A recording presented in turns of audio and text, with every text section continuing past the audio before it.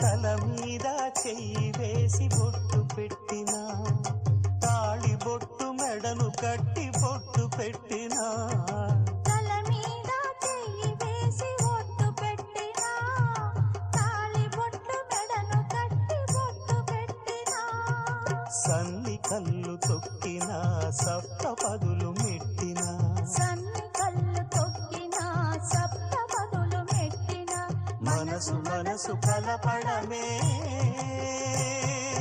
మంత్రం పరమార్థం.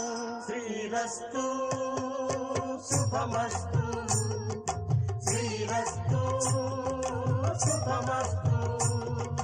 శ్రీకారం చుట్టుకుంది పెళ్లి పుస్తకం, ఇక ఆకారం